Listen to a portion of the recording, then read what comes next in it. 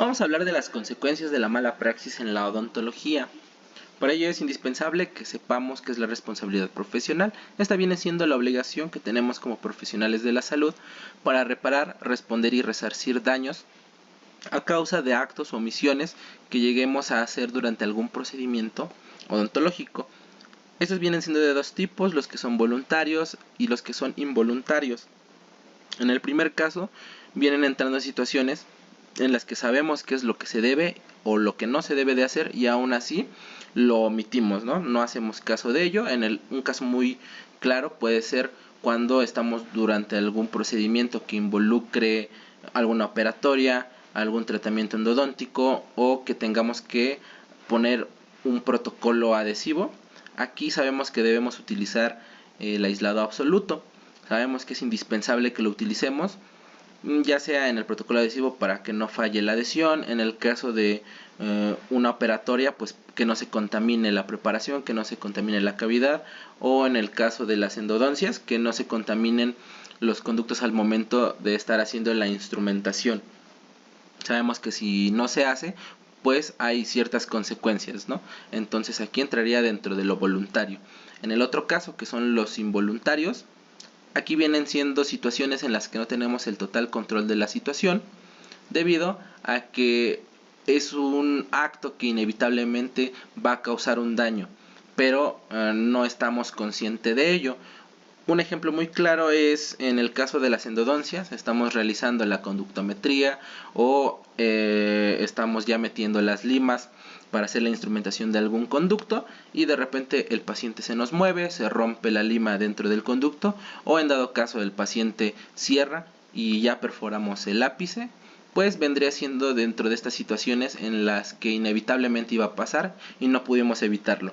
O en dado caso una operatoria, estamos retirando lesiones cariosas, de repente el paciente se mueve o también cierra la boca y pues ya hicimos comunicación pulpar, era algo inevitable, entonces entraría dentro de estos actos involuntarios.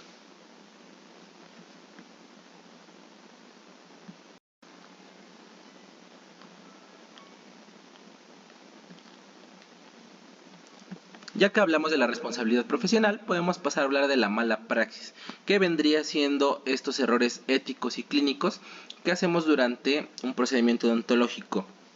Errores éticos se va a referir a lo que pensamos que está bien o lo que pensamos que no está bien hacer durante algún procedimiento. Y pues es una lucha interna, De que yo sé que esto se debe hacer o que esto no se debe hacer, pero algún otro compañero lo hace o alguien me dijo que lo hace y no ha tenido algún problema. Y ya en lo clínico pues vendría siendo todo esto aplicado ya a la práctica clínica, Es decir, yo escuché que hacer esto puede provocar esto, pero pues que a algunos compañeros les ha funcionado, entonces yo también lo realizo, Y después de esto, a causa de hacerle caso a otras personas, pues provoca un daño, a algún paciente, que esto vendría siendo una iatrogenia, un daño provocado no intencional, que no es deseado ni buscado en la salud de algún paciente debido a la falta de material, que no tenía los conocimientos necesarios, que no tenía los insumos o el instrumental necesario para el procedimiento que iba yo a realizar, que esto vendría siendo, Por un ejemplo, voy a hacer una resina, tengo la cita al rato en la tarde, yo sé qué es lo que debo ocupar, pero se me olvida, Entonces llega el paciente y después me doy cuenta que no tengo el adhesivo o me falta algún instrumento para darle la anatomía en el caso de que vaya a hacer alguna resina. Y pues a falta de esto improviso, Y con lo que yo tenga hago el procedimiento. Aquí pudiéramos causar algún daño, ¿Qué daño? Bueno, en el caso de una resina, que yo no tenga los instrumentos adecuados y me aviente yo a hacer una resina con lo que yo tenga, pudiera ser, que la anatomía no quede bien, que después de que se vaya el paciente pues haya yo dejado algún punto alto, a algún punto de contacto prematuro y pues que después esto llegue a causar un daño, que regrese por dolor y pues ya aquí vendría entrando dentro de lo que es una iatrogenia. Un ejemplo de mala praxis es algo que me tocó vivir, una toma de impresión fisiológica en una clínica en la que estaba con otras compañeras. Bueno, aquí llegó una paciente que pues tenía una plaquita que se le había roto. Nos dijo que necesitaba que esa plaquita se pegara a lo que se le dijo que sí. Nos dejó la plaquita, se la pegamos, regresó por ella en la tarde y le comentamos, ¿no?, que era mejor que se realizara una plaquita total nueva, porque pues la que ya traía pues ya estaba algo deteriorada y que en algún punto pudiera llegar a romperse de nuevo. Esta paciente nos dijo que estaba bien, que ella regresaba, y sí, efectivamente regresó a los pocos días para realizarse pues lo que es la plaquita total, ¿no? En este lugar en el que estaba con otras compañeras, pues el material pues sí era algo escaso. Nos decían que si necesitábamos algún tipo de material, pues como por ejemplo para una impresión, que pues son materiales más caros, necesitábamos pedirlos con anticipación. Para esto empezó todo el proceso de hacer una plaquita, y pues la compañera le avisó al dueño de la clínica que necesitábamos lo que eran los materiales de impresión, los silicones, adhesivos, etcétera. Y pues sí, o sea, le pidió ayuda también al doctor, que si podía estar el día de la impresión fisiológica, porque pues la compañera no había realizado una placa total anteriormente. Entonces el doctor sin problema le dijo que él venía, y el día de la toma de la impresión pues la compañera le pide las cosas, ¿no? Ya tenía sus cucharillas individualizadas. Le dice al doctor: necesito el adhesivo para poner el silicón, bueno, prepararlo y poner el silicón en las cubetas individualizadas. Y el doctor pues con cara de sorpresa, ¿no?, de que se le había olvidado el adhesivo, pero baja y sube con un botecito como el que está en la imagen, que pues es un adhesivo para tubos de CPVC que son de uso para plomería. Y la compañera pues se queda algo sorprendida, ¿no?, y le comenta al doctor que pues cómo es que iba a utilizar ese tipo de adhesivo, a lo que el doctor le dice que no se preocupara, que este adhesivo también funcionaba para este tipo de procedimientos y que no pasaba nada, que se calmara. Obviamente la paciente nunca escuchó nada de esto, y pues puso el adhesivo ahí en las cucharillas, y pues ya no prepararon el silicón, lo pusieron. Y pues la compañera ahí le dice al doctor: ¿sabe qué, doctor? Yo creo que hay que preparar un poquito más de material, porque sí se ve que es muy poquito y probablemente no quede bien la impresión. Y el doctor le dice: no te preocupes, el material es suficiente, va a quedar bien. Y toman la impresión, ¿no? Ponen la cucharilla superior, y pues la paciente sí comienza a sentir molestia, ¿no?, que pues le estaba ardiendo al momento de tomar la impresión. Además de que quien ha tenido la posibilidad de estar cuando están pegando algún tubo, algún plomero, pues el olor de este adhesivo pues es muy fuerte, ¿no? Entonces la paciente le dice al doctor que pues le estaba ardiendo un poco, y el doctor le dice que no, que se tranquilizara, que no pasaba nada, que era algo completamente normal en este procedimiento. Entonces la paciente se calmó, retiraron la cucharilla después de unos 4 minutos en lo que estaba el material, y la sorpresa, ¿no?, que no fue suficiente el material, faltaba, y el doctor le dice a la compañera: faltó material, hay que preparar más. Entonces preparan otro poquito y lo colocan sobre lo que ya habían hecho, ¿no?, sobre la impresión que ya estaba realizada, y vuelven a meter en boca, sacan, y pues ya había una sobreimpresión del material. Pero pues dijo que no, que estaba bien, y citaron después a la paciente, ¿no?, para otro día. Para esto, cuando se había revisado a la paciente después de quitar la cucharilla, pues se notaban ciertas quemaduras en el paladar a causa de que el adhesivo pues puede irritar, ¿no?, la piel de algunas personas. En este caso lo que se irritó fue la mucosa. Para la siguiente cita que vino la paciente, pues era para la prueba de los rodillos de oclusión. Para esto pues en los rodillos de oclusión, a causa de la impresión que fue deficiente, pues sí quedaron algunas imperfecciones ahí que pues probablemente le iban a lastimar a la paciente. Ese día que llegó pues le probaron lo que eran los rodillos de oclusión, se los puso la paciente y el doctor le dice, ¿le lastima o alguna cosa así?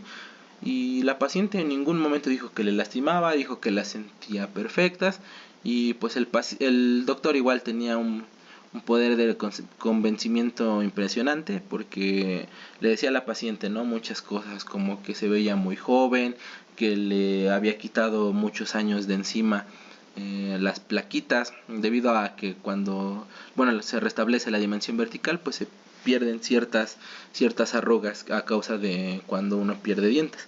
Entonces la paciente bien feliz le dice que no, que estaba bien, que no le lastimaba ni nada. Entonces el doctor le pide que muerda para que ocluyeran los rodillos de oclusión, y al momento de que muerde, los rodillos aplastan, perdiéndose un poco de dimensión vertical.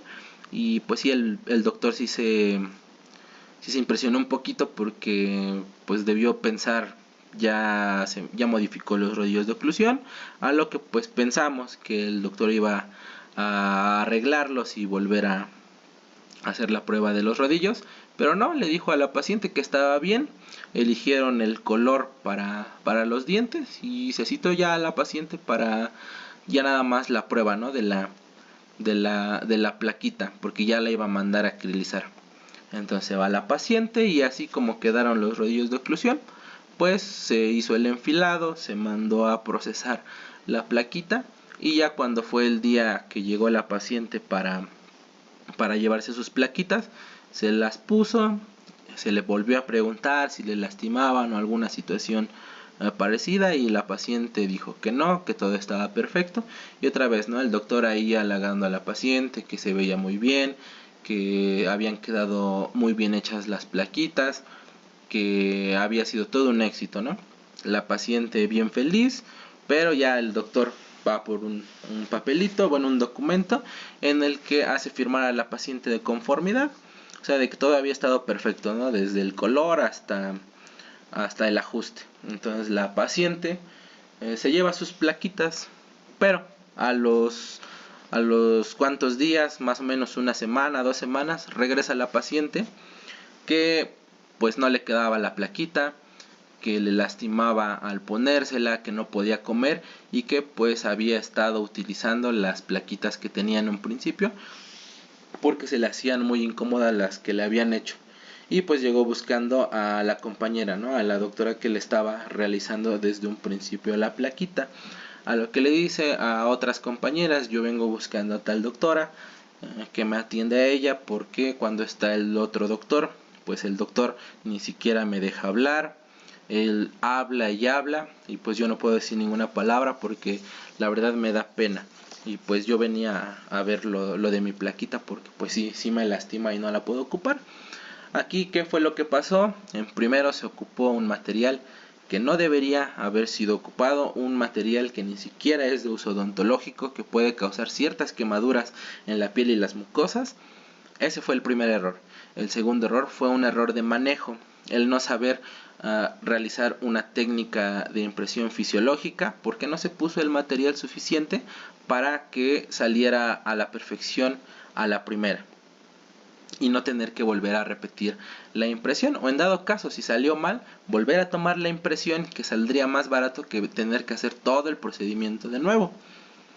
En el segundo punto, aquí tampoco se tomó en cuenta lo de la dimensión vertical. Al momento de que el paciente modificó la dimensión vertical a causa de que mordió de más, la cera quizá no era la adecuada para hacer la confección de los rodillos de cera, y pues por eso no hubo una modificación, y que no haya corregido ese error el doctor, pues ahí probablemente en un futuro la paciente regrese porque tiene algún problema de la articulación temporomandibular debido a esa pérdida de dimensión vertical, y que pues así se haya llevado a las plaquitas y que pues constantemente su oclusión esté mal. Otro caso muy común de una mala praxis son los accidentes por hipoclorito. Nosotros sabemos que durante un procedimiento de endodoncia vamos a irrigar con el hipoclorito el conducto mientras estamos haciendo la instrumentación, y debemos utilizar lo que es el dique Doole, el aislado absoluto. Si no lo hacemos, ¿qué pasa cuando cae este líquido, estas sustancias durante algún tiempo en algún tejido blando? Sabemos que puede causar cierta irritación o incluso quemar los tejidos. Ahora imagínense que estamos realizando algún procedimiento de endodoncia y de repente cuando tomamos la conductometría nos pasamos y perforamos el ápice. Bueno, aquí habríamos causado una extravasación de hipoclorito al periápice cuando estemos irrigando, porque como ya perforamos el ápice, pues por ahí va a pasar el hipoclorito al momento de irrigar. Además de que hay otras situaciones para que esto pase, que utilicemos puntas que no son las que deberían ser para irrigar, que no ocupemos las puntas que tienen salida lateral, que es lo que hace que podamos irrigar mejor un conducto, o que utilicemos jeringas de gran calibre y al momento de irrigar ocupemos mucha presión y pues aquí el líquido pues pase, ¿no?, por el ápice y pues ¿qué va a causar? Pues una reacción inflamatoria, dolor intenso, en algunos casos edemas, hematomas, infecciones locales, hipostesis reversibles, y en casos de pacientes que son alérgicos a esta sustancia pudiéramos causar algún enfisema.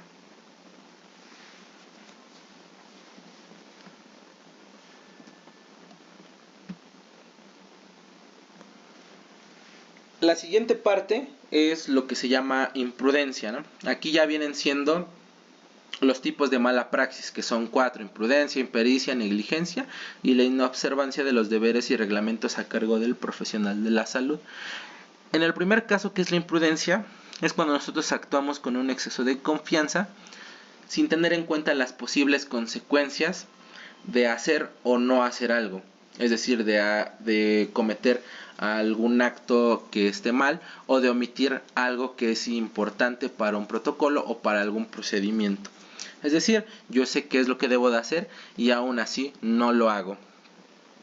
Un caso de imprudencia que pudiéramos poner de ejemplo es al momento de hacer una historia clínica. Si no indagamos lo suficientemente en una historia clínica, no preguntamos ampliamente para saber si el paciente está padeciendo alguna enfermedad, si está bajo algún tratamiento con fármacos, etcétera, pues pudiéramos pasar por alto, como en el ejemplo de aquí, que un paciente estuviera en un tratamiento con bifosfonatos. Nosotros sabemos la causa de lo que pudiera ser realizar unas extracciones múltiples a un paciente que está bajo un tratamiento con bifosfonatos. En este caso, ¿qué pasó? Llegó un paciente que quería que se le hicieran unas múltiples extracciones para poder mandarse a hacer una plaquita. ¿Qué pasó? Se hizo mala historia clínica, no se percató el profesional de que el paciente estaba bajo tratamiento con este tipo de medicamentos y realizó las extracciones. Las realizó sin tomar en cuenta las consecuencias de no mandar a hacer un estudio previo, de no preguntar lo suficiente para pues llegar a saber si estaba bajo algún tratamiento. ¿Qué pasó? Una osteonecrosis mandibular y maxilar debido a estas extracciones, que aquí también entraría dentro de lo que es inobservancia de los deberes a cargo del profesional, que ya lo vamos a ver más adelante por qué. Otro ejemplo de lo que vendría siendo imprudencia sería durante un procedimiento quirúrgico, un procedimiento de exodoncia, que omitamos dar las indicaciones post-exodoncia.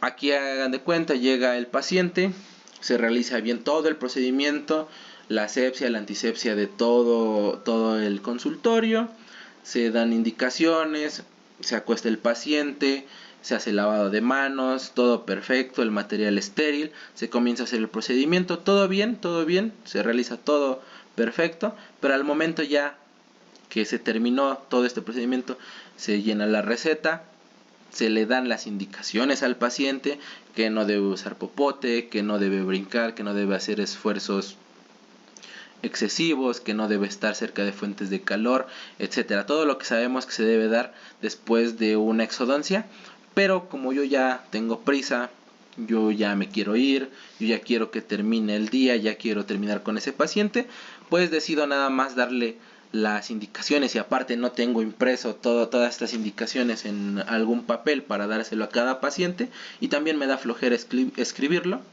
y le digo al paciente: tiene que hacer esto, esto, esto, debe evitar esto y esto, y se va, y yo doy por hecho que el paciente me entendió a la perfección. Pero debemos entender aquí que lo que es muy simple para nosotros, pues para un paciente no lo es. Entonces puede que el paciente llegó a su casa, trató de acordarse qué es lo que debía y lo que no debía de hacer, no se le ocurrió preguntarme, no se le ocurrió mandarme un mensaje, llamarme por teléfono, y usó el popote, se agachó, hizo algún esfuerzo que no debería haber hecho. ¿Y qué va a pasar? El paciente va a regresar por un dolor o por un sangrado, debido a que el coágulo se desalojó del alveolo. Aquí pudiera llegar una demanda a causa de que le estábamos causando dolor a este paciente. ¿Por qué? Porque no le dimos las indicaciones escritas al paciente, y pues el paciente no se va a acordar de todo. Esto vendría entrando dentro de un acto imprudente. Por eso debemos tomar en cuenta que para una extracción tengamos lo necesario, ¿no? Tengamos ya estas indicaciones impresas o en dado caso escritas, para podérselas entregar a todos los pacientes y evitar este tipo de problemas.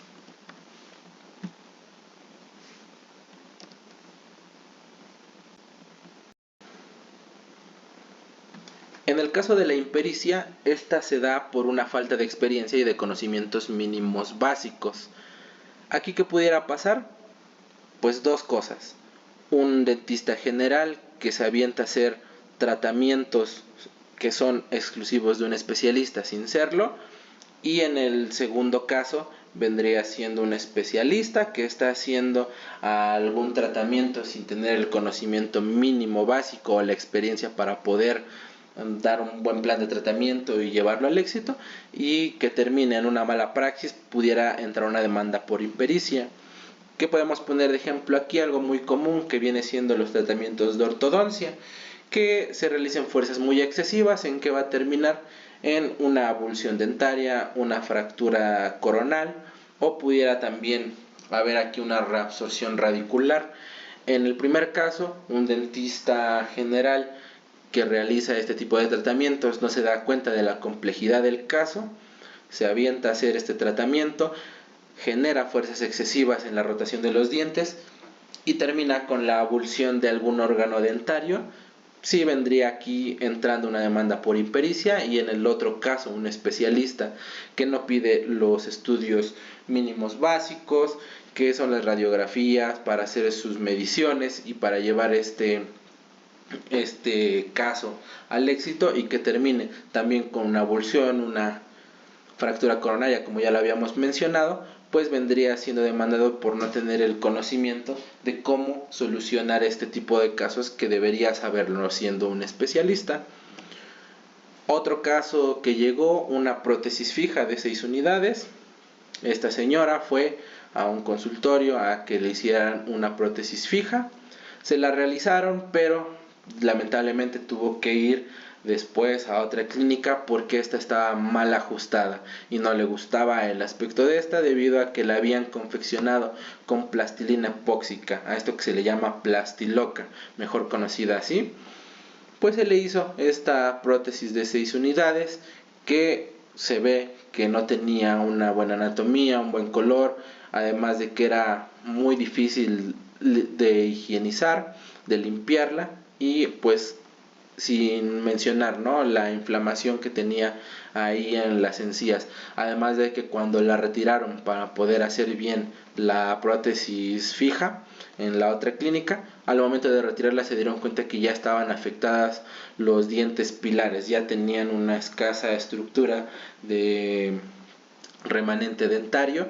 Entonces aquí, ¿qué es lo que pasó? No se utilizaron los materiales adecuados, como ya habíamos mencionado en algún principio, lo que era la mala praxis, el no tener los materiales adecuados para poder confeccionarla, porque ni siquiera tenía una buena anatomía. Aquí, ¿qué se le causó al paciente? Pues un daño grave, ¿no? La pérdida de estos pilares.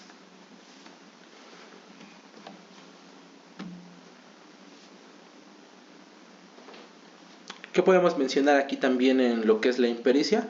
Un tema muy importante, las competencias profesionales en pasantes de odontología. Hubo un estudio por allá del 2006-2008 que trataba de las competencias profesionales en pasantes del área de la salud, enfermería, medicina, odontología, durante su servicio social en México. Que esto fue una estadística que se hizo a partir de cuando presentaron su examen general para el egreso de la licenciatura, mejor conocido como el EGEL. En el caso de odontología, de 6.950 pasantes, solamente 2.376 tuvieron un desempeño de no suficiente, es decir, no aprobaron su examen general de egreso de la licenciatura, que vendría siendo más o menos un 34% que pues no aprobaron. Un desempeño sobresaliente, solamente 621 alumnos, que vendría siendo cerca del 9-10% más o menos, y un desempeño satisfactorio nada más de 2.595 alumnos, el 37%. Ahora es impresionante saber el número de pasantes en esos años que pues no tenían los conocimientos mínimos básicos y así ya estaban prestando sus servicios a la población. Imagínense el peso de esto, ¿no?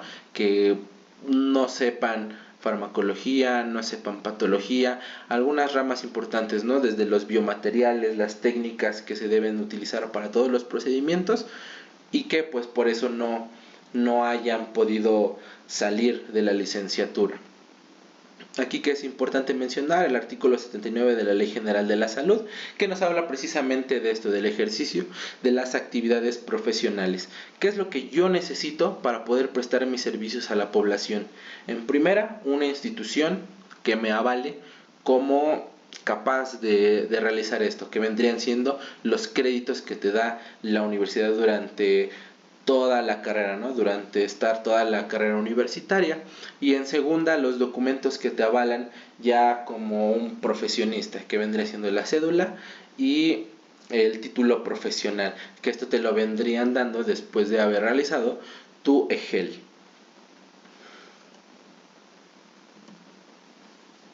¿Qué podemos mencionar aquí? Bueno, una frase muy célebre que dice así: quien estudia medicina sin libros navega un mar inexplorado. ¿A qué se refiere esto? A que quien estudia sin tener una base teórica, pues no va a saber qué hacer. Puede que tú aprendas empíricamente los procedimientos.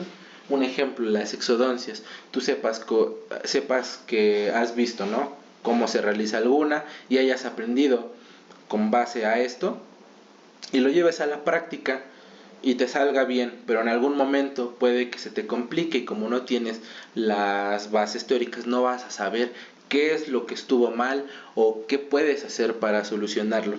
En el lado contrario, que es pero el que estudia medicina sin pacientes no va a la mar en lo absoluto, se refiere a todos aquellos que estudian muchísimo pero nunca lo han llevado a la práctica.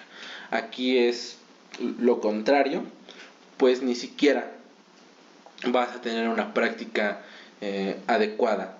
Un ejemplo de esto, en la escuela, ¿no? El que estudia muchísimo, el que se desvela para los exámenes, estudiando demasiado, pero nunca lo ha llevado a la práctica, en este caso en la carrera, ¿no?, de odontología.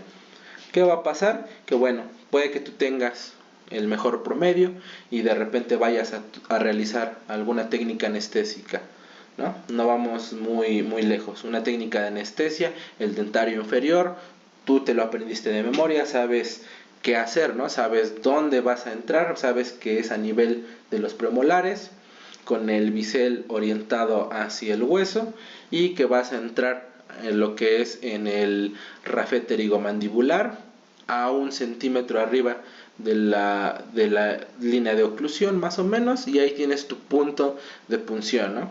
en el momento que te llega un paciente y tú vas a aplicar la técnica porque te la sabes de memoria, y sorpresa, ¿no? Los pacientes no son iguales a como están en el libro, tiene alguna variante anatómica, tu paciente no abre muy bien la boca, en el lado de donde vas a entrar por la zona de premolares, sorpresa, no hay dientes, los perdió, ya sea cualquier situación por la que los haya perdido, pero no están los premolares ni el canino, y debido a esa pérdida dental pues ya hubo una atrofia del hueso alveolar y no sabes si estás entrando a nivel de caninos o si estás entrando a nivel de premolares, ¿no?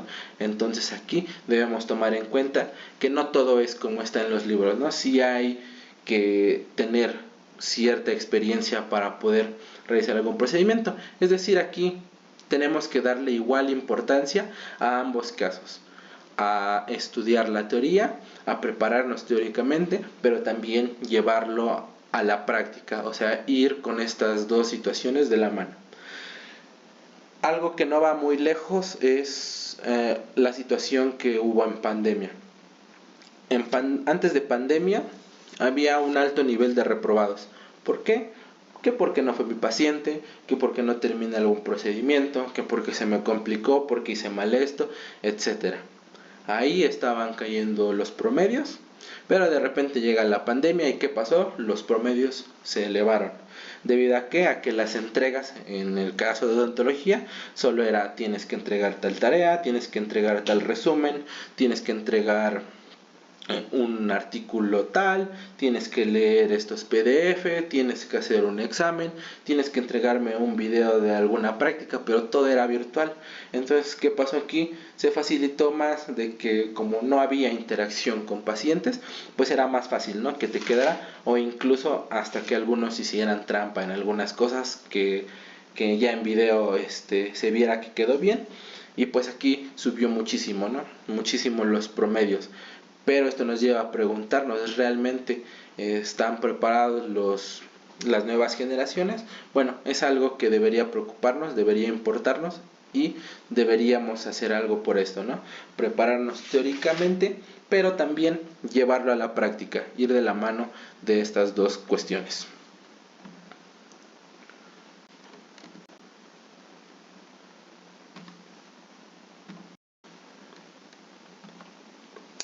Seguimos con lo que es la negligencia. Aquí va a ser por una falta de ética, un descuido, un olvido o una indiferencia. Es decir, aquí es cuando nosotros omitimos algunos pasos importantes de algún procedimiento, o cuando realizamos algo que no deberíamos haber hecho durante este procedimiento, pero porque no me interesa, porque se me olvidó, porque no recuerdo cómo es que tenía que hacerlo, pues aquí va a entrar lo que es la negligencia. Además de que podemos meter aquí el subestimar una urgencia real, ¿no? Que nos llegue a algún caso de urgencia real, pudiera ser un paciente con algún absceso importante, que llegue, lo pasamos a la consulta, lo revisamos y decidimos no hacer nada. Simplemente le decimos que se tome un antibiótico y que después vemos qué procede, ¿no? con su absceso. Entonces el paciente se va, se complica y como no hicimos nada, no lo remitimos a algún lugar porque probablemente este paciente ya necesite una atención intrahospitalaria, pues pudiera complicarse, pudiera causarse algún daño a esta persona. ¿Y a quién va a llegar la demanda por negligencia? Pues nos va a llegar a nosotros. ¿Por qué? Porque lo pasamos al consultorio, lo revisamos, no hicimos nada y tampoco lo remitimos. Aquí vendría entrando dentro de lo que es subestimar una urgencia real, o algunos otros casos que igual iremos viendo un poquito más adelante. ¿Qué pasa aquí también? Un ejemplo que ya habíamos dado, el uso del dique de hule. Nosotros sabemos que para cualquier procedimiento de operatoria, endodoncia o protocolo adhesivo, es indispensable e inexcusable no utilizar el dique de hule. Nosotros sabemos que aquí siempre tenemos que utilizarlo. No es algo que venga de años anteriores o posteriores a pandemia, es algo que ya se debería utilizar desde hace mucho, más o menos desde 1864, desde cuando se inventó este dique de hule. O sea, ya vemos que no es de hace un poco. Entonces, ¿por qué habría excusa en no utilizarlo? Algunos ponen de excusa que hay muy poco remanente dentario, que es difícil aislar, que mi paciente no abre bien, pero ya hay infinidad de técnicas para todos estos casos. Incluso hay algunos casos en los que hay dientes con la corona demasiado destruida, está un remanente dentario muy pequeño para hacer la endodoncia y aún así es posible aislarlo. Hay diferentes técnicas, diferentes materiales que con ayuda del Tiqui-Dule nos pueden favorecer y nos pueden ofrecer un aislado absoluto mejor, más para nuestros procedimientos, más adecuado. Un ejemplo aquí que ya pues se había mencionado, la endodoncia sin aislamiento. ¿Qué va a pasar aquí? Se va a contaminar el conducto debido a la saliva y en el caso de que ocupemos algún equipo rotatorio, pues que podamos lesionar tejidos blandos. Esto por no utilizar el aislado absoluto, que incluso con lo que ya mencionábamos, puede que ya al momento de realizar la obturación pueda fracasar esta obturación.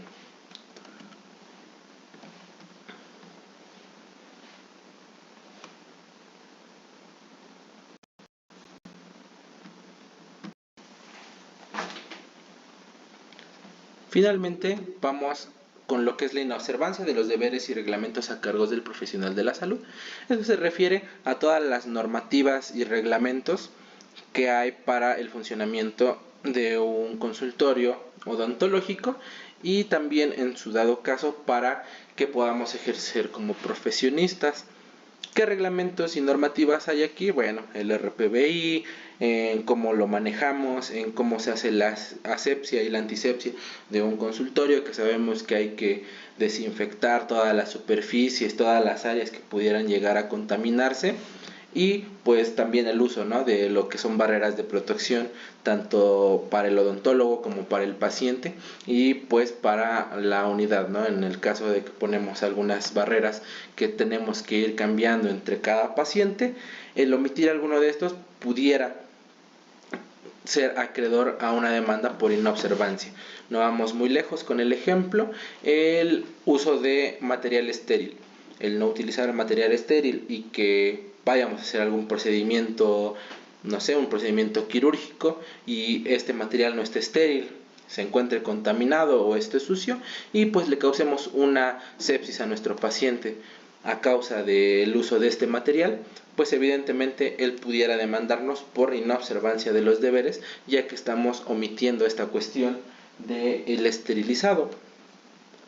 Hay un video que ejemplifica muy bien esta situación, que nos lo proporciona la OSAP, que es la Organización para la Seguridad, la Asepsia y la Prevención. En este video pues nos va a mostrar cómo es que esparcimos la saliva en los consultorios si no tenemos la debida precaución, ¿no? Si omitimos todas estas reglas que ya veníamos mencionando. En este video pues nos muestra, ¿no?, cómo llega el paciente, cómo lo sentamos, ocupamos material que pudiera no estar estéril y ya no se comienza a hacer todo este procedimiento.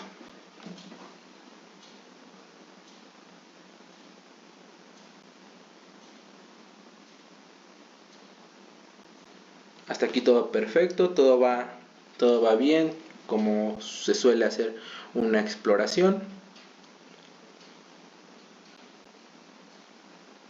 Ya ahí se está realizando algún procedimiento, pudiera ser alguna operatoria, pero suena el teléfono y aquí es donde empieza el problema, ¿no?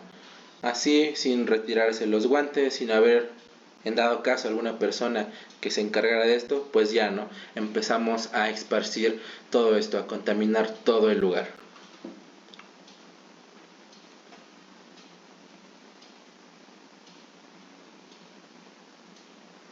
Ahí, como se puede ver, se pasan todos los documentos, se siguen agarrando las cosas y pues se va esparciendo, ¿no?, toda la saliva por todo el consultorio. O como en el caso, ¿no?, de los que utilizamos o utilizan lentes, pues aquí, ¿no?, habría alguna contaminación que llama como del cubrebocas, llama como de los lentes, que ya me rasqué, etcétera.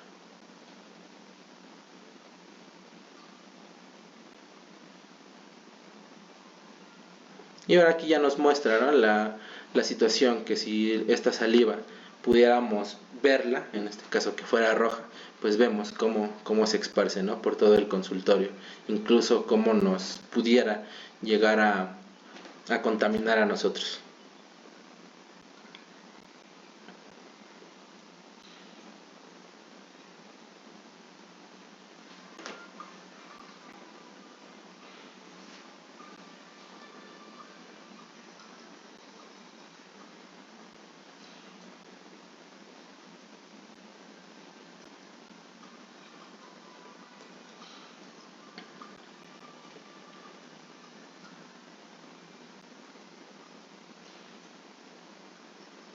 Ahí la parte del escariador, ¿no?, que de repente utilizamos algún instrumento, como en el dado caso de un escariador, la lámpara, que pues ahí vemos que no hay barreras de protección.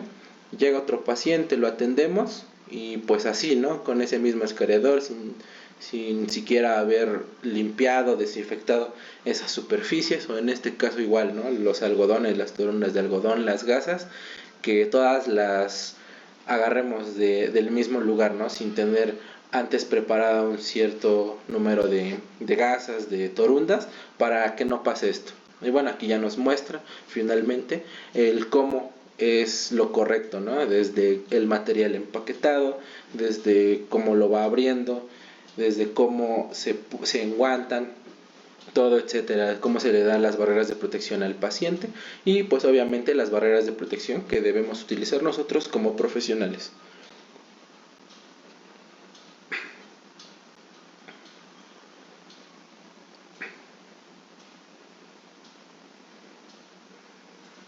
Ahí, desde lo que sabemos, el lavado de manos, que es muy importante hacerlo antes y después de cada paciente, ¿no?, ya que pues después de realizar algún procedimiento que involucre los aerosoles, pues estos se volatilizan y pues pudiera contaminarnos, ¿no?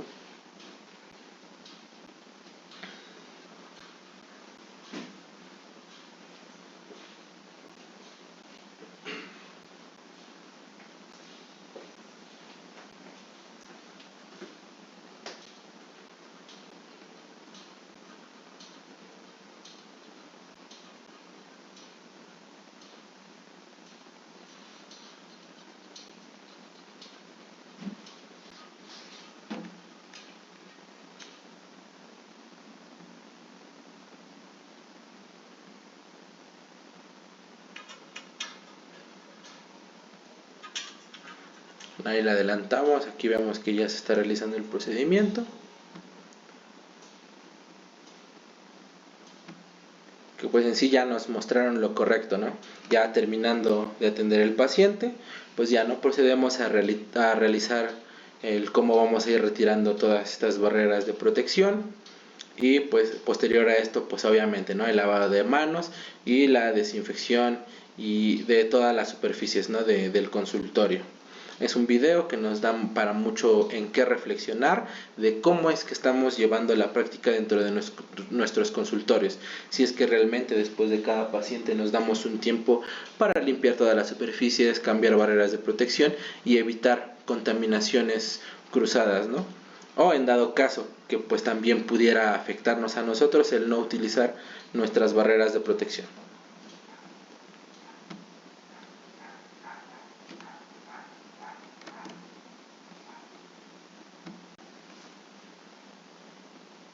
Ahora vamos a hablar de lo que es la obligación preexistente de medios y resultados. Esto se refiere a todos los medios con los que yo cuento para poder darle un resultado favorable a un paciente por medio de algún plan de tratamiento. Es decir, tengo lo necesario para poder realizar ese tratamiento. Esto de lo necesario se refiere tanto a instrumental como a insumos. ¿Qué situaciones pueden llegar a un consultorio? En primera, a un paciente con una pérdida de la salud, que pues viene en busca de restablecer esta pérdida de su salud mediante alguna función. Es decir, pudiera ser que perdió algún diente, que pues ya un diente está cavitado y pues ya está perdiendo la función, ¿no? ¿Qué funciones? Bueno, pudiera ser fonación, pudiera ser masticatoria, la oclusión, etcétera. Ellos vienen para restablecer esa función, y en el otro caso vendría siendo un paciente que está completamente sano, que solamente busca un tratamiento estético, solo busca verse mejor. Aquí que tenemos que tomar en cuenta que si un paciente viene en busca de algo estético, evidentemente si nosotros causamos un daño por una mala praxis, pues el peso de la demanda tendría mayor significado. ¿Por qué? Porque este paciente no llegó mal, no llegó enfermo, entonces nosotros fuimos el que le causó ese daño. Aquí, ojo, debe haber un daño ocasionado para que exista una mala praxis. Si este daño que reclama el paciente o que denuncia el paciente no está ligado al procedimiento que se realizó, no hay mala praxis. Un ejemplo de lo que vendría siendo estética y función, volvemos a lo que son los tratamientos de ortodoncia y operatoria. Este paciente llegó porque había llevado un tratamiento de ortodoncia anteriormente, unos cuantos años, pero no le gustó el resultado, va a otra clínica, le hacen una evaluación, lo valoran y pues se encuentran con 4 problemas. El primero, una desarmonía estética y funcional debido a que tenía una sobremordida horizontal y vertical que después de un tratamiento de ortodoncia no debería existir. Después él menciona que se le realizó una limpieza y que se le hizo un pulido, ¿no?, en todos sus dientes, que por las manchitas que suele dejar los tratamientos con ortodoncia, que vienen siendo brackets, un desgaste de esmalte sano fue lo que se encontró aquí por posible negligencia o impericia, que fue lo que posteriormente demandó el paciente, ¿no? Que porque aquí, ¿por qué habría de haber un desgaste de esmalte sano? Aquí lo podemos ver en la imagen inferior derecha, cómo se ve el desgaste innecesario que le hicieron en algunos dientes, como hasta se puede notar, ¿no?, ya hay lo que es parte de dentina. Y en tercer lugar, caries primarias y secundarias. Sabemos que para un tratamiento de ortodoncia, ¿qué es lo que se debe hacer? Primero, rehabilitar completamente al paciente, cambiar restauraciones defectuosas, quitar lesiones cariosas, etcétera. Las caries secundarias surgieron a causa de que no se retiraron estas, o debajo de lo que vendrían siendo los aparatos ortodónticos, en este caso los brackets, por debajo de ellos pudieron formarse estas caries secundarias. En el caso de las caries primarias, en las revisiones que se llevan posteriores a poner los brackets, que son las citas que vienen después, pues evidentemente no hubo una revisión del paciente, y pues estas lesiones no son de un momento para otro. Sabemos que si empieza una lesión cariosa, esta no va a avanzar de la noche a la mañana, ¿no? Es decir, si me pusieron los brackets hace 3 días, en 3 días no voy a tener una lesión tan grande, una cavidad tan grande, que aquí evidentemente si las tenía, probablemente no se llevó un buen seguimiento durante este tratamiento. Y finalmente, el impacto psicológico hacia el paciente, que vendría siendo que este paciente pues ya invirtió tiempo, ya invirtió dinero, y ¿qué pasó? No le gustó el resultado, quedó inconforme, y pues aquí es un daño a su salud mental de este paciente, porque pierde la confianza en los profesionales. Aquí que podemos ver igual en la radiografía de abajo, que pues ya ahí vienen los terceros molares inferiores, y que probablemente no se pidió aquí esta radiografía para poder realizar este tratamiento ortodóntico, y estos terceros molares pudieron ser la causa de alguna modificación aquí ya en lo que fue la desarmonía de los dientes inferiores, debido a que como ya empezaron a erupcionar, pudieron mover o hacer que fracasara el resultado al que ya se había llegado anteriormente.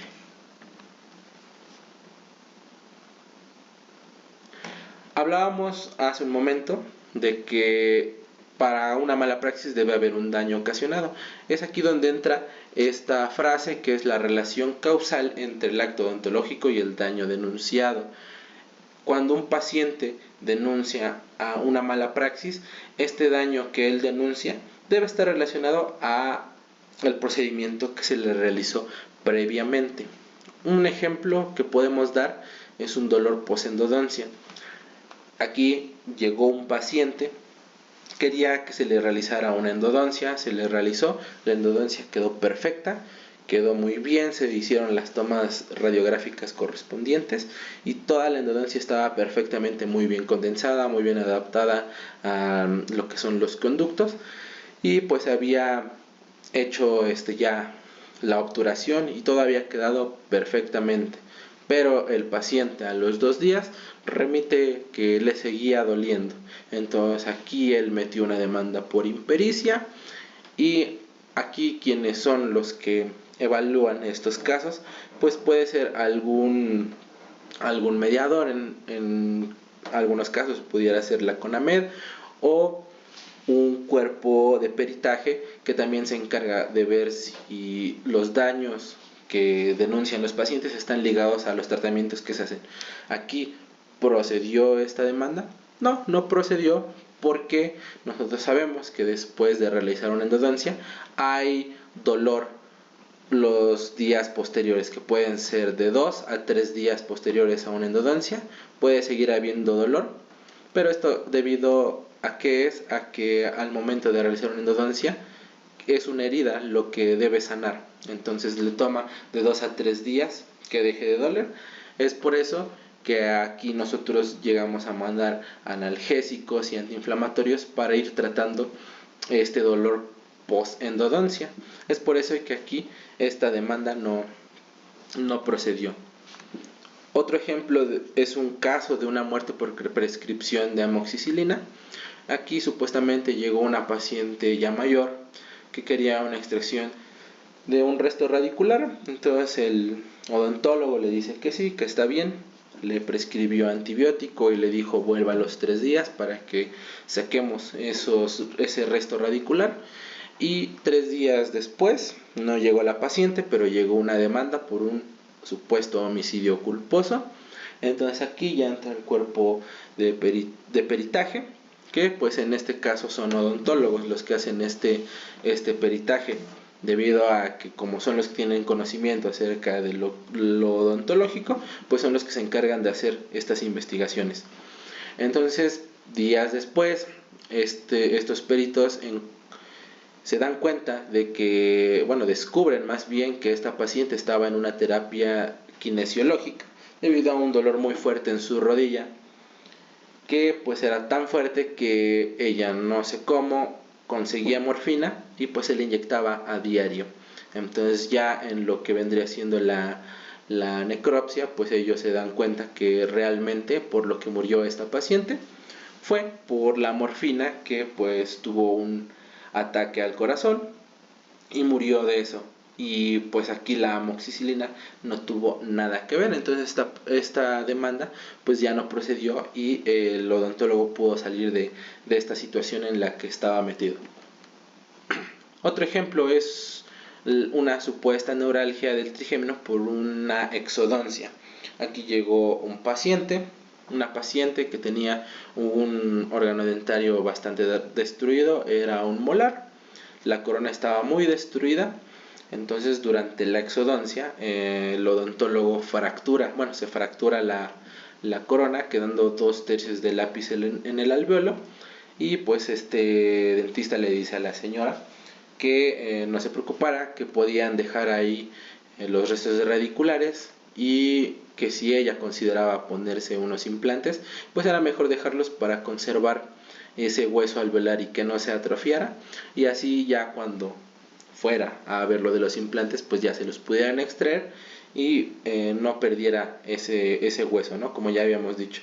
Entonces la paciente no se convence, va a otro hospital, se los extraen, y año y medio después llega una demanda a este hospital y al odontólogo que ya la había tratado, ¿no? Que porque le había causado una neuralgia del trigémino debido a la exodoncia, ¿no? Que le había realizado un año y medio antes.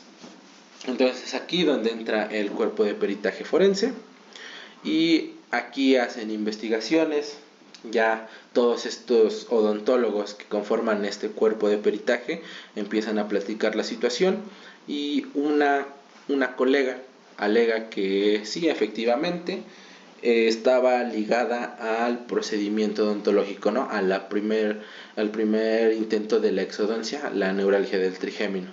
Entonces, todos ellos se cuestionan un poco, pero después la compañera que afirmaba que sí estaba ligado este daño al procedimiento que realizó el colega, pues dice, ¿saben qué? Mejor hay que pedir una opinión de un maxilofacial para ver qué nos dice, por lo que descartan este caso, porque ya una compañera estaba afirmando que sí estaba ligado este procedimiento al daño, pero después sale con que no estaba segura, que era mejor pedir una opinión de un especialista.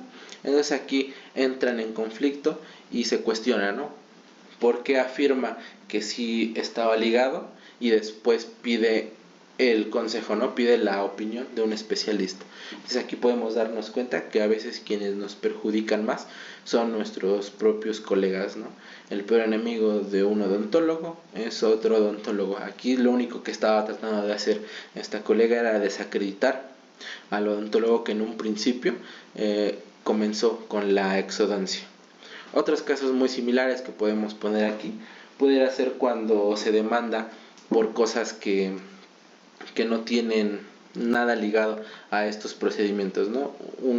Por ejemplo, las parestesias, que estas son más difíciles de probar que pues algún procedimiento que se realizó, alguna extracción y que pues ya no dejamos parestésicos a los pacientes, pero en esos casos se da mucho que esos pacientes tiendan a mentir, que tiendan antes de que se les haga una revisión, porque el cuerpo de peritaje forense es lo que hace investigaciones, les dice, ¿sabe qué? Vamos a hacer pruebas para ver si tiene una parestesia, si no tiene una parestesia, pero ¿qué hacen estos pacientes antes de que los revisen? Se inyectan anestésico antes de pasar a revisión, y una parestesia es muy difícil de comprobar clínicamente con el cuerpo de peritaje forense. Es por eso que en algunos casos ha llegado a proceder demandas por parestesias, pero en algunos casos, no en todos, sí se llega a descubrir que pues los pacientes estaban mintiendo.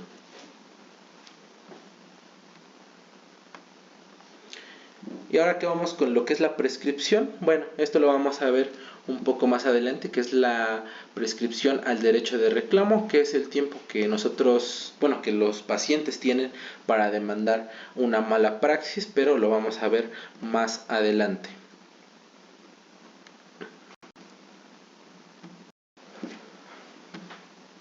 Ahora vamos a hablar de lo que es la culpa y el dolo en la práctica clínica. Aquí vamos a tener tres conceptos. El primero es el dolo, que es cuando nosotros tenemos la intención de un daño previo y lo hacemos.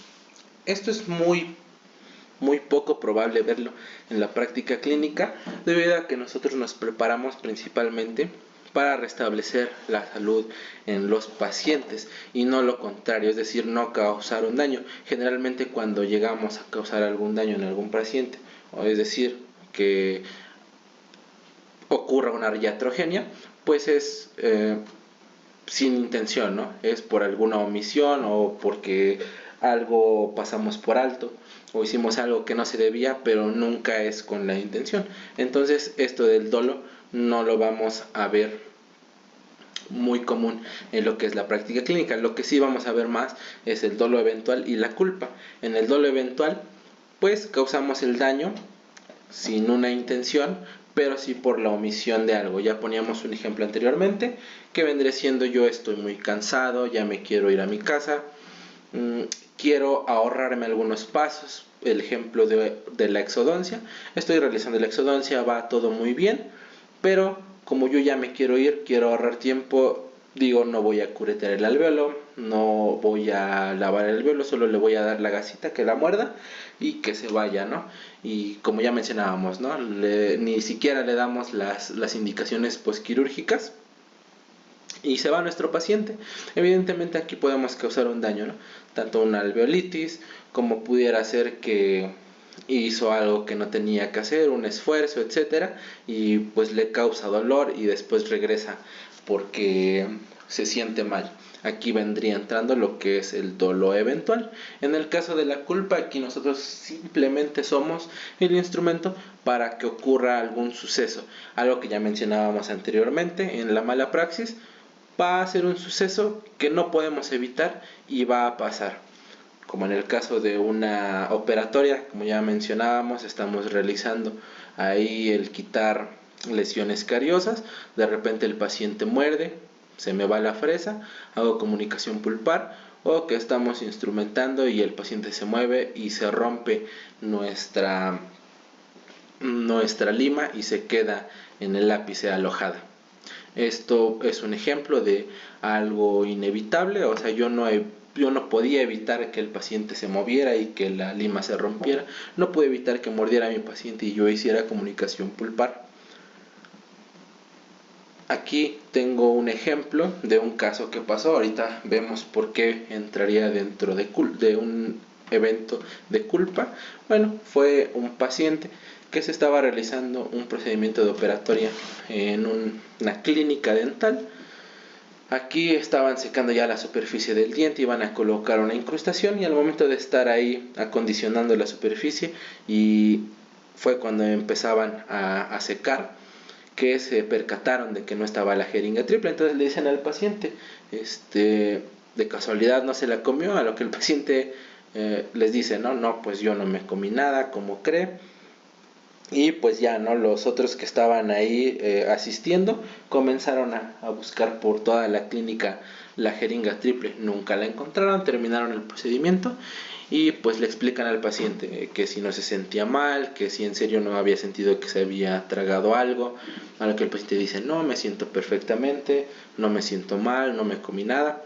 Entonces, cuando sale, le mencionan a la esposa, ¿no?, que era importante que llevara a su marido a tomarse una placa de tórax para que descartaran que se haya tragado la jeringa triple, o en dado caso evitar que avanzara más por el tracto digestivo y que fuera más fácil sacarla, ¿no? Porque después se complicaría más poder extraerla. Y pues la esposa dice que sí, que accedía a llevarlo. De hecho hasta firmaron, ¿no?, una nota médica en donde habían escrito que pues estaban conscientes de las consecuencias, que tenían que irse a tomar, que se les había explicado, ¿no?, que tenían que tomarse esa placa radiográfica de lo que había sucedido. O sea, estaban haciendo responsables de ese paciente. A lo que la esposa dice que sí, se van y a los pocos días reciben una denuncia penal aquí la clínica, que porque el paciente se había tragado la jeringa triple. Y pues estas personas habían ido ya ahí a la fiscalía a denunciar que pues salieron de ahí, el marido se empezó a sentir mal, nunca le explicaron nada, no le explicaron que tenía que tomarse una radiografía, a lo que después de unos cuantos días pues el marido se empezó a sentir mal, empezó a referir molestias, fueron a un hospital a tomarse la placa de tórax y ahí encontraron que la jeringa triple pues estaba ya en el estómago. Es por eso que procedió esta demanda, pero ya cuando empezaron a analizar bien el caso, pues se encontraron con que esta pareja estaba mintiendo, porque ellos habían dicho que habían ido a los 3 días después de ya cuando empezó a sentir las molestias, pero cuando llegaron al hospital donde se tomaron la placa radiográfica, pues la sorpresa estaba en que en los registros estaba el día y la hora en la que se había tomado pues esa placa de tórax, y pues había sido el mismo día, inmediatamente después de que le habían colocado la incrustación a este paciente. Entonces van al hospital, piden la documentación respaldatoria que viene siendo la historia clínica, consentimiento informado, estudios, todo, etcétera. Y pues ahí en la nota médica, muy importante tener una nota médica en cada cita, porque aquí estaba explicado, estaba anotado todas las indicaciones que se le habían dado, todas las posibles complicaciones, y que pues se les había informado y le habían dado seguimiento a este caso, ¿no?, de que posiblemente la jeringa triple se la había tragado a este paciente. Entonces aquí esta demanda ya no procedió, debido a que ellos tenían su documentación respaldatoria y pues acá la parte afectada pues había mentido en cuanto a lo que se había realizado porque sí se les había hecho de su conocimiento. Es por eso indispensable mencionar que la nota médica en cada cita hay que llenarla, así sea nada más voy a revisión, nada más voy a algo mínimo, anotar qué se hizo, por qué se hizo y que lleve el nombre y la firma del paciente y el día, es decir, la fecha, ¿no?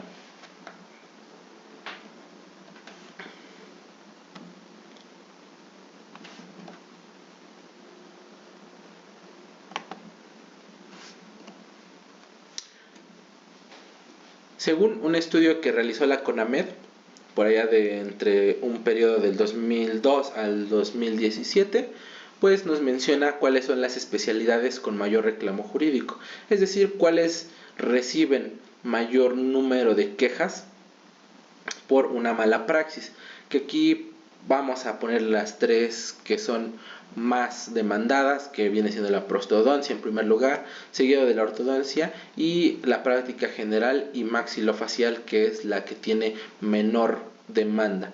En prostodoncia pues viene siendo más por lo que son problemas, ¿no? De que la placa no me quedó, no puedo comer, está desajustado alguna prótesis, alguna prótesis fija ya hizo que se me abulsionaran los dientes, ya perdí los pilares, etcétera. Es por eso que tiene mayor número de demandas el tema de la prostodoncia y lo que es todo eso de prótesis fijas, prótesis removibles. Y en cuanto a lo general y maxilofacial, en maxilofacial hay menor demanda debido a que los pacientes en alguna complicación o que a los días les siga doliendo, pues ellos lo asocian más a algún malestar después de la cirugía y no le dan tanta importancia.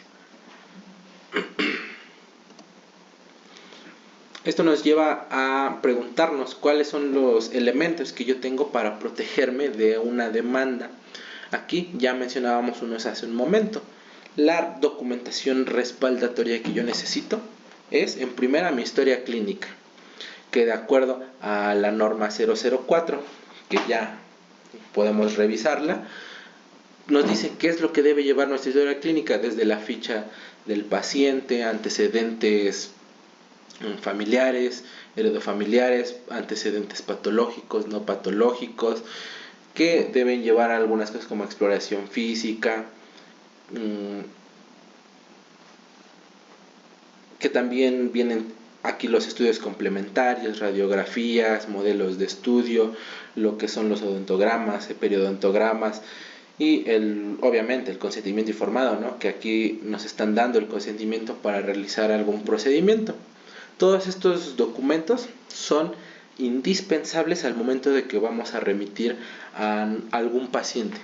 Es decir, nosotros vamos a mandar a algún paciente a algún lado a que se haga algún procedimiento, es indispensable tener todos estos documentos y tenerlos en orden para que no vaya a haber algún problema y para que el profesional al que se lo estamos remitiendo pues tenga las bases y tenga un poquito de lo que ya se le hizo y de lo que tiene que hacer. En dado caso de que no tengamos esto al momento de remitirlos, pudiera afectarnos si llega una demanda, porque no solamente le va a llegar al profesional al que lo remitimos, sino también nos va a llegar a nosotros porque estamos dando una documentación deficiente. ¿Qué debemos saber también al momento de remitir a un paciente? Bueno, que si este amigo, este colega tiene los sistemas de apoyo necesarios para poder atender al paciente que estamos remitiendo. No vamos muy lejos, un tratamiento que ya requiera de un maxilofacial. Si nosotros vamos a remitirlo porque necesita alguna cirugía, debemos tener en cuenta que el colega tenga todos los sistemas de apoyo que necesita, ¿no? Desde lo que es el equipo adecuado, todos los equipos por si llegara a haber alguna complicación que requiera atención intrahospitalaria, porque si nosotros lo mandamos, se le complica y no tiene ahora sí que los aparatos o lo necesario para tratar alguna urgencia y se le complica y pasa a algo mayor, evidentemente aquí la demanda sí vendría para el maxilofacial y para nosotros también por haberlo remitido a algún lugar del que no teníamos conocimiento de cómo estaban las instalaciones. Aquí ya mencionamos lo de la nota médica, de que debe firmarse en cada cita, y es necesario que todo lo tengamos en orden.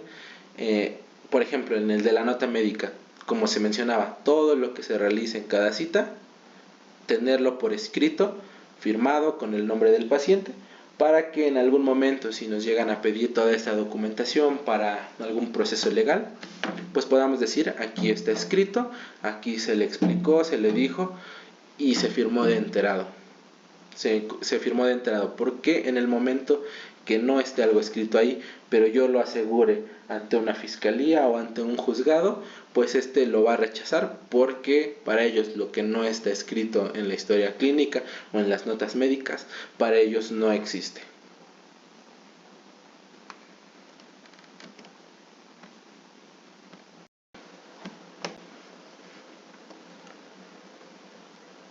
También tenemos que preguntarnos cuál es la condición en la que tenemos la ficha clínica de nuestros pacientes, así como lo que viene en ello, ¿no? Que son estudios complementarios, en calidad de qué los tenemos, que si mi radiografía no se ve bien, que está rayada, que algún papel se me mojó. Debemos tomar en cuenta que esto, al momento de un proceso legal, tiene mucho peso el tener en malas condiciones toda esta documentación respaldatoria. ¿Qué obligación tenemos nosotros sobre estos documentos? Bueno, que si nos remitieron al paciente y esta historia clínica, esta documentación tiene algunas faltantes, que no se llenaron bien los antecedentes heredofamiliares, antecedentes patológicos, que no se llenó bien el odontograma o alguna cuestión por el estilo, es nuestra obligación corregir esas faltantes, ya que en el momento que llegan a nuestro consultorio por un posible juicio, pues estos hacen un allanamiento, en algunos casos preventivo, es decir, días antes de que te llegue la notificación de que vas a ir a juicio por alguna mala praxis. Ellos te piden la historia clínica y así como la tienes, la entregas. No te da tiempo ni de corregirla, no te da tiempo de hacer algunos cambios que probablemente te lleguen a favorecer de algo que haya faltado, ¿no? Algo que no se haya llenado en el momento, pues así se lleva la historia clínica y pues eso sería algo, una desventaja para nosotros en un juicio. ¿Por qué? Porque faltó algo aquí, faltó algo acá y de repente pues ya en la fiscalía pues ya sería imposible, ¿no? Imposible respaldarte si tienes esta documentación con algunos espacios en blanco. ¿Quién te puede solicitar esta historia clínica? Solamente te la puede solicitar la persona a la que se está atendiendo, es decir, el paciente. Ningún otro familiar, que la mamá, el papá, la esposa, no se puede proporcionar esta documentación a otras personas. Solamente entra en el caso de menores de edad, aquí solamente a los tutores, ¿no? A quien firmó como tutor, es a quien se le pudiera proporcionar esta historia clínica. ¿Qué pasa aquí con lo que mencionábamos anteriormente de la prescripción al derecho de reclamo? Que es el tiempo, como ya mencionábamos, que tiene un paciente para poder demandarte, para que te entre una demanda por una supuesta mala praxis. Anteriormente eran 10 años, pero siendo francos, hoy en la actualidad, nada que tú puedas comprar, algún electrodoméstico, algún carro, te va a durar 10 años sin que tenga alguna falla, sin que se le esté dando un mantenimiento. A todas las cosas se les tiene que dar un mantenimiento para que no tenga algún desperfecto, ¿no? Y aún así, en 10 años no lo puedes mantener sin que tenga alguna falla. Es por eso que se modificó la ley y ahora este tiempo es solamente de 2 años. Si un paciente después de 2 años mete una demanda, ya no procede porque ya pasó su derecho al reclamo. Aquí es importante hablar también de demandas que luego llegan a algunos colegas porque dejaron algún tratamiento a medias, decidieron no seguir con el tratamiento por cuestiones de que el paciente le dijo, ¿sabe qué? Yo ya no voy a seguir con mi tratamiento, nos vemos. Y de repente llega una demanda, ¿no? Que es que él ya me canceló mi tratamiento, ya no quiso seguir con él, y sorpresa, ¿no? En ningún momento te enteras de cuándo fue que tú decidiste dejar este tratamiento, cuando el paciente fue quien decidió dejar ese tratamiento a la mitad. Esto aquí, ¿cómo lo vamos a manejar?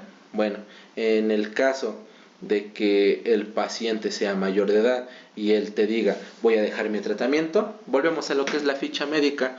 Nos tiene que firmar que él nos está afirmando, nos está pidiendo que vamos a detener el tratamiento, y que nos firme él de que él está accediendo a dejar ese tratamiento a la mitad o no seguir con él. Y perfecto, él va a poner su nombre, su firma, va a dejar toda esa nota médica en orden, y pues ya no tendríamos ningún problema. El problema es cuando vienen menores de edad o adolescentes que por alguna cuestión, ¿no? Ya sea hacer enojar a sus padres por alguna situación, y que digan, yo ya no quiero seguir con mi tratamiento de ortodoncia. Un ejemplo, ¿no? El de ortodoncia. Y que tú pues aquí le digas, ¿sabes qué? No te puedo cancelar el plan de tratamiento. ¿Por qué? Porque hay que pensar primero en quién está pagando el tratamiento de este menor de edad. Tú no estás pagando el tratamiento, lo está pagando tu tutor. Por ende, quien tendría que venir a cancelar el tratamiento sería tu papá o tu tutor. En otro caso, no puedo cancelarlo. Es lo que se debería hacer ante estas situaciones. Hay otros casos más especiales en los que un adolescente un mayor de edad, ya se paga su tratamiento, unos 16, 17 años, un ejemplo, y te llega a decir, ¿no?, que quiere cancelar su plan de tratamiento. Pero aquí ya digamos que el menor de edad ya es independiente, ya vive solo, ya trabaja, él se paga su tratamiento. Bueno, hay que aquí pedir una nota de un psicólogo que avale a este menor de edad como apto para poder cancelar el plan de tratamiento, para que sirva como un documento respaldatorio de que el psicólogo me confirmó que sí estaba capacitada esta persona en dejar su tratamiento, y lo dejó porque él quería. Aquí es como debemos manejar este tipo de situaciones cuando se dejan tratamientos a la mitad. Vamos ahora a lo que son las formas de reclamo. ¿Cómo es que nos puede reclamar un paciente? ¿Cómo es que nos puede llegar una demanda? En el primer caso, por una carta de documento, que esta la entrega personalmente el paciente, pero esta va a tener un carácter extrajudicial. Es decir, no va a ser legal porque no va a haber un abogado, no va a haber un mediador, solamente es un acuerdo al que se llega el paciente con el odontólogo. Es decir, ¿no? Me quedó mal este procedimiento, tengo tales molestias, y te piden una remuneración económica, ¿no? Págueme tanto o devuélvame lo que le pagué, y yo mediante esta carta renuncio a demandarlo. Aquí no hay que acceder porque generalmente cuando tú accedes das dinero, una remuneración económica. Luego, ¿qué pasa? Ha habido casos en los que pasa esta situación, dan el dinero y posterior a esto, unos cuantos días, llega una demanda civil o penal. ¿Por qué? Porque llegan al juzgado o llegan a la fiscalía, y ¿qué dicen los pacientes? ¿Sabe qué? Pues yo hablé con el dentista, le pedí que me remunerara lo que pagué por algún tratamiento que quedó mal, me lo dio, yo firmé a que no iba a demandarlo, pero pues usted sabe que pues yo no puedo renunciar a mi derecho, ¿no? A mis derechos como individuo. Entonces aquí sí procede la demanda, y entonces tiene mayor peso porque al estar dando una remuneración económica al paciente por algún tratamiento, estaríamos aceptando que hicimos algo mal en el procedimiento, y pues aquí pudiéramos complicarnos más en estas situaciones. Por eso que no hay que acceder a este tipo de demandas. En el caso de un reclamo, una denuncia civil o penal, pues aquí también llega por una carta de documento, nada más que la diferencia es que la denuncia civil se va a hacer en un juzgado que pues va a concluir, ¿no?, ya después en una fiscalía, y la denuncia penal va directo en una fiscalía. Aquí en estas denuncias pues sí hay un mediador, en este caso pudiera ser la CONAMED, que es la que vería, ¿no?, la manera en la que se llegue a un acuerdo o cómo se respondería por el daño causado al paciente. En otro caso, que vendría siendo el juicio abreviado, pues esos son unos juicios más cortos, como su nombre lo dice. Llegan a durar lo que dure el juicio. Puede ser 1, 2 reuniones, pueden ser de 1 hora a 2 horas, o sea, lo que tarden, ¿no?, lo que tarden en llegar a un acuerdo. Aquí van a estar de por medio los dos abogados, tanto el abogado del paciente como el abogado del odontólogo, y pues un mediador legal. La CONAMED pudiera entrar aquí para ver que se llegue a un acuerdo. Obviamente aquí, si está el abogado del paciente, pues aquí la mayoría de veces lo que busca el otro abogado pues es de que sí se llegue a un juicio, ¿no?, que no se llegue a un acuerdo. Pero en dado caso que se llega a un acuerdo entre estas dos partes, pues aquí ya no hay posibilidad de que el paciente demande, porque esto ya se está haciendo por un medio legal, con un mediador. Es decir, se llega al acuerdo y hasta ahí termina, ya no habría manera en la que te puedan demandar.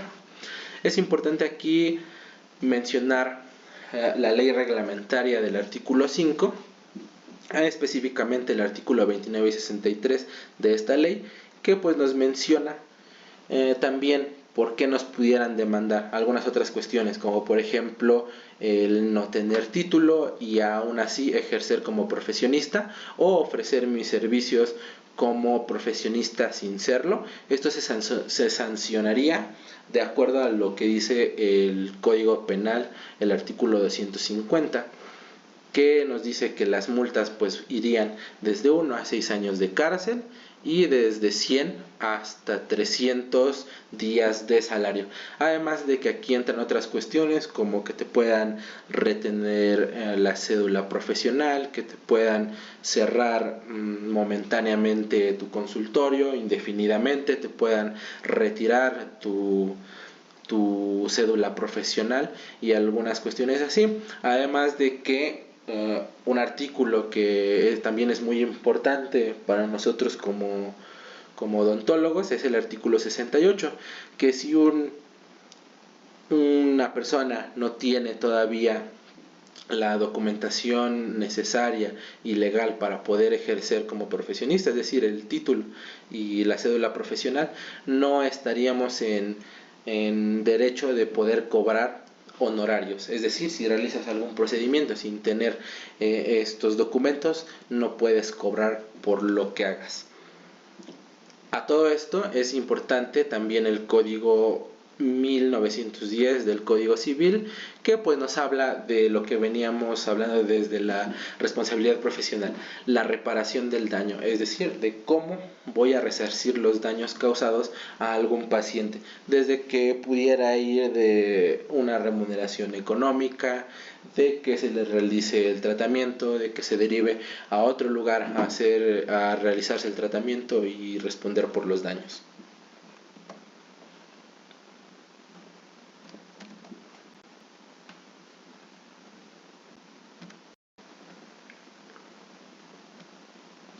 Finalmente vamos con un caso de un consentimiento informado.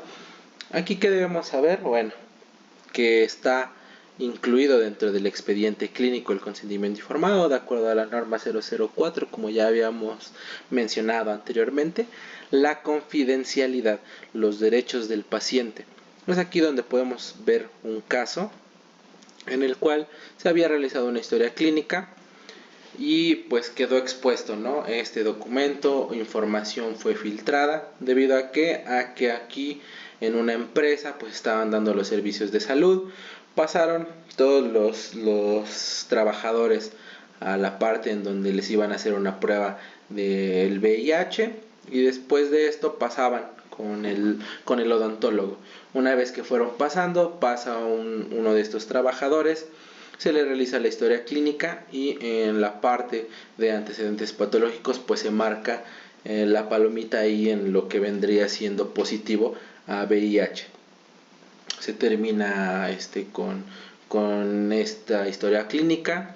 Pasa el siguiente paciente, pero el odontólogo no se da cuenta de que deja ahí las historias clínicas en el escritorio y queda visible ahí el nombre del compañero que acababa de pasar, que pues era positivo al VIH. Por lo cual el compañero que pasó seguido de él, al momento de salir de la consulta, pues se encarga, ¿no?, de divulgarlo a los demás compañeros. ¿Sabes qué? Tal compañero dio positivo al VIH. Entonces aquí se empieza a crear un chisme. ¿Y qué pasa? Afectan al paciente psicológicamente debido pues a la burla, ¿no?, el bullying que pudieran generarse a cuestión de que haya dado positivo en esa prueba. Y posteriormente entra una demanda en contra del odontólogo. Y procedió debido a que es responsabilidad del odontólogo el resguardar bien cada documento, cada historia clínica de un paciente. Es por eso que por un descuido de este paciente, aquí pudiera entrar dentro de lo que es negligencia. ¿Por qué? Porque se me olvidó y era un hecho importante que no debí haber olvidado, que no dejar expuestas ahí las historias clínicas. Y pues evidentemente alguien que entró pues vio ahí el nombre del compañero y se encargó de difundir pues el chisme. Y pues sí, aquí la demanda sí procedió debido a que fue la culpa del odontólogo por no resguardar bien todos los documentos. Es por eso la importancia de saber qué hacer en estos casos, ¿no? Llega un paciente, tomas historia clínica, toda esa documentación hay que resguardarla bien, ¿no?, antes de atender al siguiente paciente. En el dado caso del consentimiento informado, pudiéramos tener problemas. ¿En qué casos? Bueno, cuando ponemos más de lo necesario en un consentimiento informado. El ejemplo que podemos dar aquí es que yo realizo mi consentimiento informado y son hojas y hojas de consentimiento informado, ¿no? Cosas que ni siquiera yo hago. Por ejemplo, pones ahí lo básico, ¿no? Lo de anestésicos, fármacos y algunos procedimientos que haces, ¿no?, operatorias, etcétera. Pero ya empiezas a meter algunas otras cuestiones como lo son procedimientos endodónticos, procedimientos quirúrgicos, etcétera. Al momento de meter cosas de más que por ejemplo tú no realizas, que ya son exclusivas de algún especialista, al momento de que a ti te demanden y estén revisando ahí toda tu documentación y que lleguen al consentimiento informado, si ya te había llegado una demanda, no sé, por negligencia, por inobservancia o alguna otra situación de las que ya habíamos mencionado, el que tú tengas mal un consentimiento informado con cosas que ya entran dentro de lo que no es necesario, que tú ya le pusiste de más, pues también pudieran aquí meter una demanda por impericia. ¿Por qué? Porque estás en tu consentimiento informado diciendo que haces algunos procedimientos que ni siquiera son acordes a tu especialidad, que ni siquiera estás tú capacitado para hacerlos, pero están ahí en el consentimiento informado. Es por eso que si estamos en la práctica general, solo pongamos lo necesario. Ya cuando hablamos de consentimientos informados ya personalizados, pues ya van más acorde cuando el profesional ya tiene alguna especialidad, que si es de endodoncia, pues ya viene ahí todo lo que vendría siendo de endodoncia: resultados presumibles, beneficios, riesgos, posibles alternativas o consecuencias previsibles ya de lo que vendría siendo la especialidad, ¿no? Ahora vamos a hablar un poquito de algo que ya habíamos hablado anteriormente. Vamos a regresarnos un poquito a lo que era la culpa, ¿no? A lo mejor aquí ya habíamos explicado todo esto de la demanda que pues no procedió, pero aquí hay que recapitular dentro de qué quedaría este tipo de acto. Si vendría siendo de dolo o de dolo eventual o de culpa. Aquí vendría siendo de culpa. Algunos se preguntarán por qué, pero es porque aquí en esta clínica, pues ya en este hospital, ya había un encargado que se hacía de todo lo que era el mantenimiento de las unidades, el mantenimiento de los equipos médicos, etcétera. Entonces aquí probablemente a lo que se llegó con el peritaje fue de que el que realizaba todo este mantenimiento no realizaba bien el mantenimiento de estas unidades. Es por eso que que quedó ahí mal la parte de la jeringa triple, y es por eso que quedaba floja.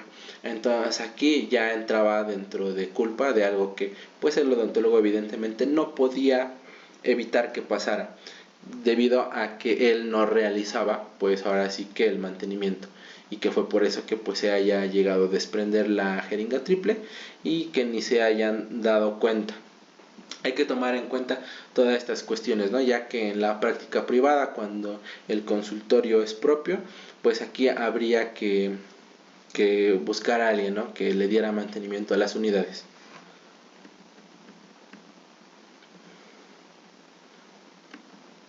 Otros casos que podemos mencionar aquí, aparte de los que ya vimos anteriormente durante esta presentación, pudiera ser un caso que sí me tocó vivir de impericia. Fue en una clínica en la que estaba yo con otras compañeras, en la que pues había una persona que se destinaba a realizar todos los procedimientos de ortodoncia.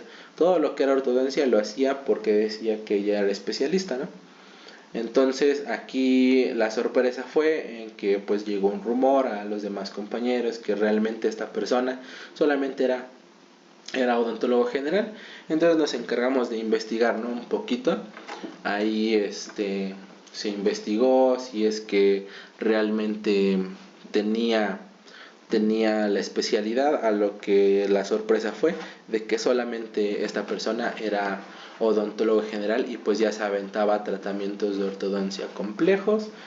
Y pues sí tocó ver algunos casos en los que había pasado apenas una semana y llegaban, ¿no?, los pacientes: no, es que tengo una lesión cariosa. Bueno, no con esas palabras, pero decían: es que tengo un hueco enorme, o que porque me salieron caries, etcétera. Y al momento de que los revisábamos, le preguntábamos cuánto tiempo tenía que se le había hecho el procedimiento, el tratamiento con ortodoncia. Y la sorpresa era que nos decían: no, pues es que vine la semana pasada, me pusieron los brackets, pero pues ahorita ya me empezó a doler. Ahorita, aparte de pues los movimientos, ¿no?, de rotación, pues ya me empezó a doler muchísimo un diente. Y cuando revisábamos, la cavidad enorme, ¿no? Es lo que mencionábamos casi al principio de la presentación. En un tratamiento de ortodoncia hay que rehabilitar primero, ¿no?, antes de tratar de poner un tratamiento con ortodoncia.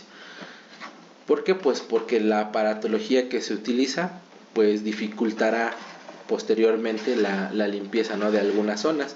En este caso, una lesión tan grande, una cavidad tan grande, pues no puede surgir de una semana a otra. Aquí lo que es muy evidente es que esta persona, que ya se decía profesionista, que ya se decía que tenía una especialidad, pues no evaluó correctamente, solamente se fue con que voy a poner los brackets y listo, y no revisó esas situaciones. Por ejemplo, la lesión cariosa grandísima que ya traía esta paciente, que pues se tenía que rehabilitar antes de comenzar el tratamiento. Y algunas otras cuestiones que igual pasaron, pero aquí dentro de qué entraría este hecho lamentable, pues entraría dentro de lo que es una impericia, porque pues está haciéndose de que es especialista y no es. Y también podríamos meterlo dentro de los artículos que ya veíamos, ¿no?, que ofrecer tus servicios en calidad de profesionista sin serlo, en este caso de especialista sin ser especialista, pues sí pudiera ser acreedor a una demanda y a alguna sanción de acuerdo a el artículo 250 del Código Penal. ¿A qué conclusiones llegamos con todo esto? Bueno, a que los profesionales independientes deben tener en cuenta la responsabilidad profesional, es decir, qué debo hacer, qué no debo hacer para no cometer errores y ser demandado. Como ya mencionábamos, debemos tener cuidado con nuestros colegas, porque evidentemente son los que en primer lugar van a estar ahí para afectarnos. Ya veíamos el caso de la compañera, ¿no?, que afirmaba que un procedimiento si estaba relacionado con un daño que se había causado 1 año y medio posterior a un procedimiento, pero que para estar bien segura necesitaba la la opinión de un maxilofacial, ¿no? Evidentemente aquí solamente quería desacreditar el trabajo de otro profesional. ¿Qué más podemos decir aquí? De que todo cambia con el tiempo, los parámetros a seguir, es decir, lo que ayer estaba bien, hoy sería reprochable.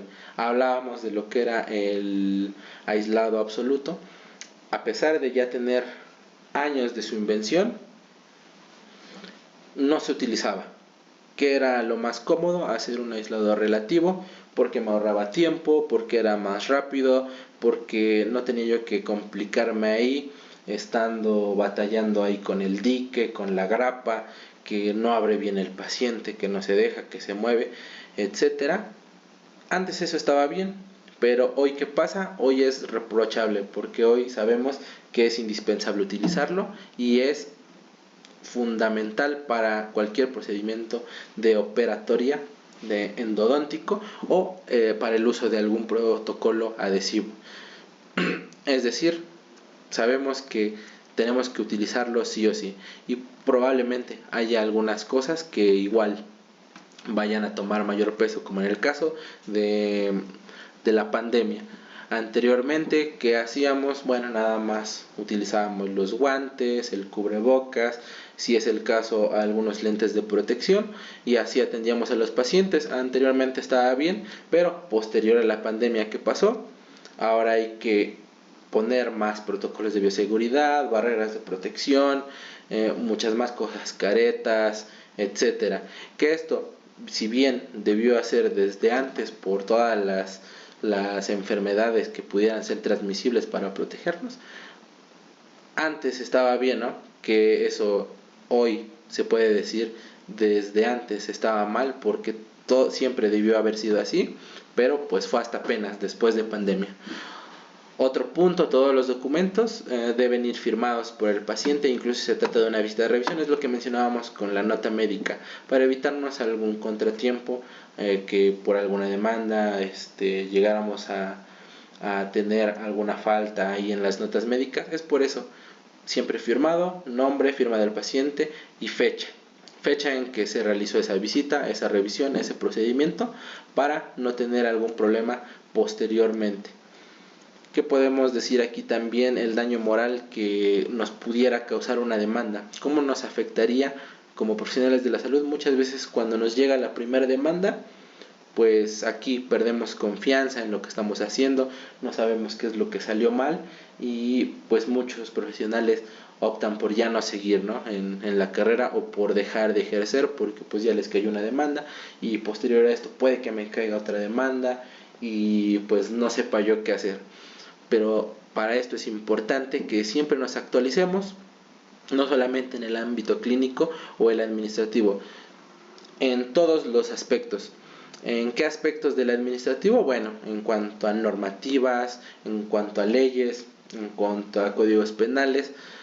Pareciera que no es importante, pero sí lo es, debido a que aquí pudiéramos ver cuándo es cuando me entraría una demanda, cómo es que procedería una demanda, si es que procede, no procede, si es que estoy haciendo algo bien durante el proceso penal, o qué hacer para evitar, ¿no?, que pudieran demandarnos por alguna mala praxis. Es decir, actualizarnos en todo aspecto.